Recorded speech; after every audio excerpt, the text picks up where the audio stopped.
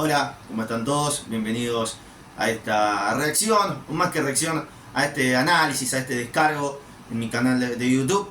Vuelvo a aparecer después de varios meses sin hacer videos. Algunos dirán que aparezco solamente cuando a Boca le va mal, teniendo en cuenta que la última reacción fue aquella recordada derrota frente a Vélez por Copa Argentina.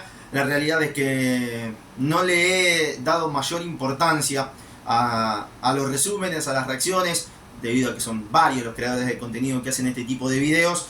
Pero hoy la realidad es que me ha dado ganas, por lo menos de hacer catarsis, si se quiere, con ustedes, de lo que ha sido este paso de Boca por la Copa del Mundo de Clubes allí en los Estados Unidos, por el empate que ha tenido el equipo de Miguel Ángel Russo frente al Oakland City en 1 en la ciudad de Nashville, con mucho público de Boca, una vez más, que fue lo mejor que ha tenido el Mundial de Clubes para el conjunto ceneice.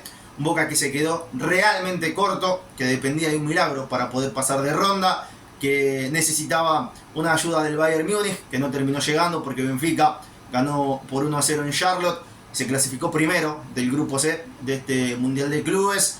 A Boca no le servía ni la victoria del conjunto luso ni tampoco el empate, necesitaba que Bayern Múnich le ganaba al equipo, o mejor dicho, le ganara al equipo portugués por al menos 1-0, si eran más goles era bienvenido. En definitiva, nada de esto terminó ocurriendo, pero me quiero centrar en el trabajo, en lo que ha sido la faena de Boca frente al conjunto neozelandés, que no ha sido para nada buena. Ha igualado en 1, como bien lo decía, con el gol en contra de Garrow, el arquero del Oakland City, después de un cabezazo de Lautaro Di Lolo, que con algo de fortuna consiguió el primero, y el empate de Christian Grey, este jugador neozelandés, profesor de secundaria, que terminó igualándole el partido en el segundo tiempo, previo a lo que fue una detención por una supuesta tormenta eléctrica que nunca llegó. Terminó enfriando el partido y después Boca no pudo dar vuelta el encuentro. La realidad es que este Boca que vimos hoy me parece que es lo que más se asemeja al que veníamos viendo en este primer semestre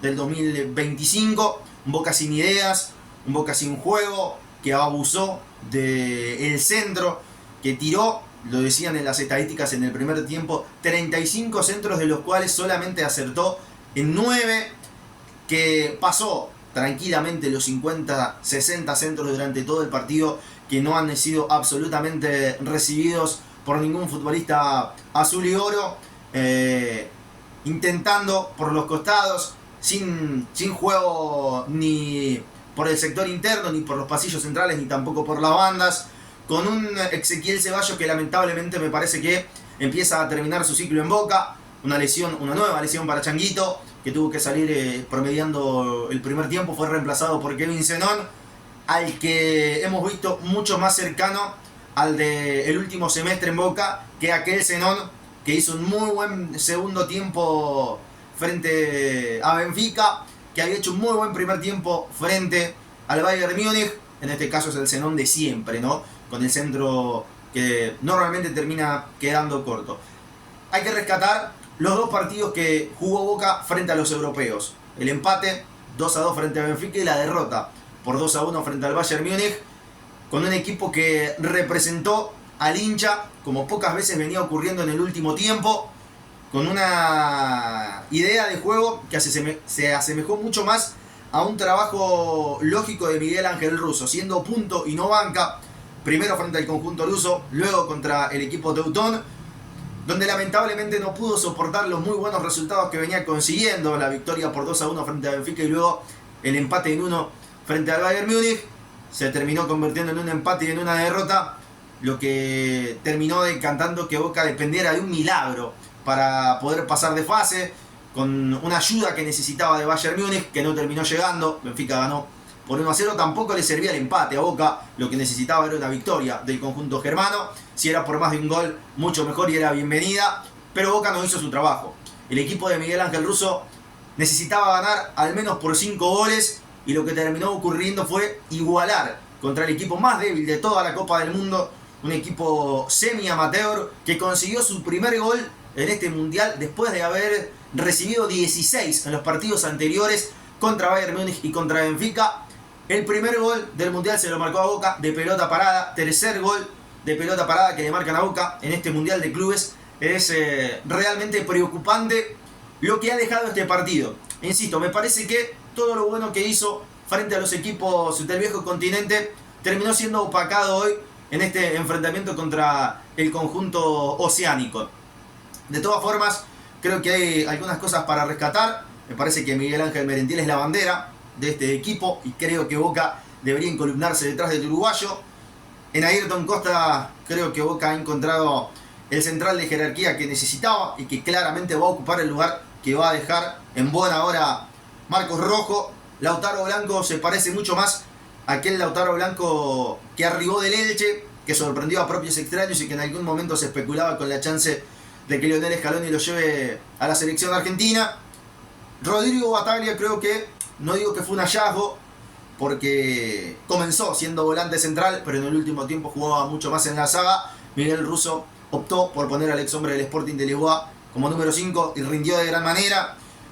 Creo que también fue destacable los dos partidos de Lautaro Di Loro, no sufriendo en demasía contra Bayern Múnich y hoy ganando de arriba en 2 ocasiones, no sufriendo tampoco en la pelota parada, el joven central que tiene Boca. Sí, me parece que hay muchos puntos bajos y jugadores los cuales ya se le ha terminado su crédito en Boca. Uno de ellos, lamentablemente, es Ezequiel Ceballos, que volvió a sufrir una nueva lesión vistiendo los colores de Boca. Un changuito que en el último tiempo no levanta, que viene bajo no solo futbolísticamente, sino físicamente y asimismo de confianza, que no logra progresar con su gambeta, con su desequilibrio individual, que tanto enamoró al hincha de Boca en sus primeros partidos en la primera. Obviamente que es un futbolista joven, el cual todavía tiene poder de venta. Vamos a ver si Boca termina optando por la salida del futbolista nacido en Santiago del Estero. Quiero hablar también de Zenón, lo decíamos recién, o lo decía recién mejor dicho. Un Zenón mucho más parecido al de hoy, al de los primeros partidos del 2025, sin ideas, optando y abusando por el centro, rematando al cuerpo contra la marca, sin desequilibrio individual, sin 1 contra 1. Hoy Velasco no fue aquel jugador que jugó justamente frente al Bayern Múnich, lo que fue un oasis en el desierto, aquel partido del ex futbolista del Dallas, el surgido en Independiente. Merentiel hoy mucho más complicado que en otros partidos, incómodo por la presencia de Edinson Cavani. Y ahí quiero llegar, a Edinson Cavani. Lamentablemente es un ciclo cumplido el de Cavani en Boca. Y son más las buenas que las malas. Son más las malas que las buenas que ha tenido el uruguayo en Boca. No recuerdo, más allá de aquel partido frente a River, en el Kempes, con Diego Martínez en la dirección técnica, un encuentro en el que haya sido totalmente influyente el exfutbolista de Napoli entre tantos otros equipos. Cavani hoy, poco dúctil, la pelota se le escapaba, no podía controlar de buena manera, se lo notó lento, falto de fútbol. Es lógico, hace 35 días que Edinson Cavani no jugaba un partido en la primera de Boca. La realidad es que por lo que se ha visto en este último semestre y lo poco que hemos visto en este Mundial de Clubes, porque jugó solamente este rato, estos 60 minutos del partido de hoy, Cavani en el Mundial de Clubes para Boca, creo que ya es un ciclo terminado. Habrá que ver cómo se termina cerrando el paso del Charrúa por la institución de la Ribera. Obviamente Ander Herrera lo propio, Ander Herrera que vino a vivir, como dicen habitualmente, la experiencia de Boca, y me parece que ya se termina también el paso del futbolista del Atlético Bilbao, el vasco, eso quería significar, con los colores azules y oro. Otros tantos futbolistas de muy bajo nivel durante esta Copa del Mundo. Me parece que Advíncula, si bien tiene la enjundia, si bien tiene el amor propio, si bien es un futbolista que de mitad de cancha en adelante puede llegar a generar algo, me parece que defensivamente ya está un paso por detrás de aquel Luis Advíncula que hemos conocido. No digo que sea un ciclo cumplido, pero me parece que es un jugador que poco a poco va a empezar a entrar en una curva descendiente en su carrera. Obviamente lo de Figal me parece que también es un ciclo cumplido, ni que hablar de Marcos Rojo, un Marcos Rojo que ni bien Boca ponga un pie en Buenos Aires debe de rescindir su contrato. Y junto a Marcos Rojo varios. Sergio Romero, que tomó mates durante toda la Copa del Mundo sentado en un palco VIP, cobrando uno de los sueldos más onerosos en Boca. Frank Fabra, en el banco de los suplentes. Fabra hace 10 años que está en Boca. Lucas Hanson. Creo que son futbolistas que van a tener que dejar la institución. Y a partir de ahí empezar a construir el Boca que se viene. Necesita claramente refuerzos. Principalmente futbolistas que tengan 1 contra 1. Jugadores que puedan sacar su nombre de encima y que puedan generar desde su perspectiva individual jugadas de peligro para Boca. Hoy no lo tiene. Hoy no lo tiene. Carlos Palacios me agotó. Estoy cansado de Carlos Palacios, de ese trote cansino, de ese jugar como con desprecio que tiene el chileno, que no le ha dado nada a Boca en esta Copa del Mundo y que ahora retrotrayendo fue quizás el culpable de que hoy Boca quede eliminado con aquel penal sonso frente a Nicolás Otamendi en el empate con Benfica cuando Boca ganaba 2-0 y dominando el partido en el primer tiempo allí en el Hard Rock Stadium de Miami. Me parece que necesitaría Boca pensar en reforzar esa posición. Necesita un jugador que le compita a Carlos Palacios, que no entiendo por qué ha jugado todos los partidos y hoy estuvo durante los 90 y tantos de minutos que duró el encuentro sin salir, prácticamente jugando con desdén, como les decía. Entiendo que la llegada de Paredes está prácticamente confirmada. Yo creo que Paredes tendría que haber venido a jugar el Mundial de Clubes si es que en realidad se va a dar su vuelta. Con el diario del lunes le digo que hoy no sirve de nada que Paredes venga a jugar el Clausura. Habrá que ver cómo se da. Y si es que en definitiva se termina dando. Y la realidad es que el saldo termina siendo, no digo que positivo, pero tampoco negativo. A ver, Boca representó al hincha con los 2 muy buenos partidos que jugó frente a Benfica y frente a Bayern Múnich. Quizás debió poder cerrar mejor esos encuentros con 2 resultados que eran positivos, que eran favorables a Boca. La victoria frente a Benfica y el empate con Bayern Múnich. Hoy estaríamos hablando de otra cosa, ya pensando por ejemplo en Flamengo, quizás en la próxima fase. Lamentablemente no pudo aguantar esos 2 resultados hoy. Fue muy malo lo de Boca frente a Oakland City.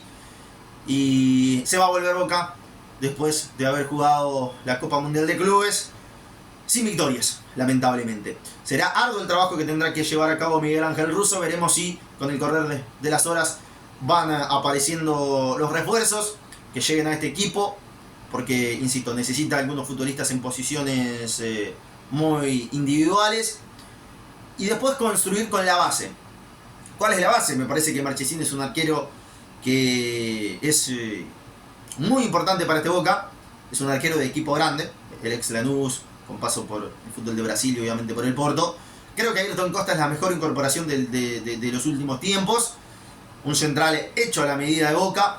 Me parece que en el trabajo de la saga junto a Lautaro Di Lolo podría empezar a construirse la columna vertebral, como se dice de los equipos. Rodrigo Bataglia, no digo que fue un hallazgo de Miguel Ángel Russo, porque lo decía, jugó en el Sporting de Lisboa, jugó en Racing Club, en Huracán, como volante central.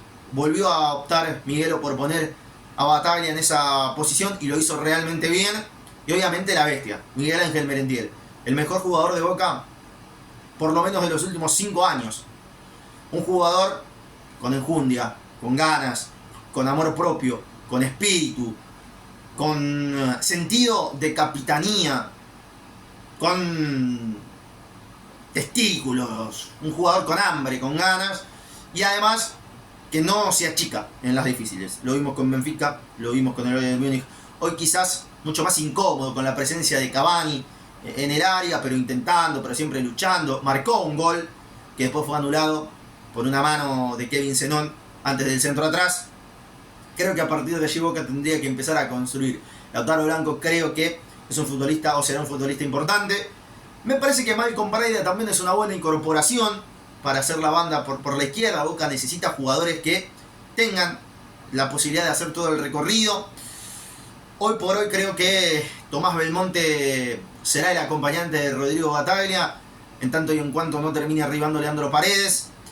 Todavía yo no comprendo por qué Milton Delgado, no ha tenido minutos, ni siquiera un minuto en este Mundial de Clubes, siendo el mejor futbolista del último semestre. Y adelante será un arduo trabajo, no solo para Russo, sino para Boca. Encontrar futbolistas que le rindan Lo decía, Ceballos me parece que ya cumplió un ciclo. Obviamente Hanson lo propio. Cavani, lo que venimos señalando todos los boteros.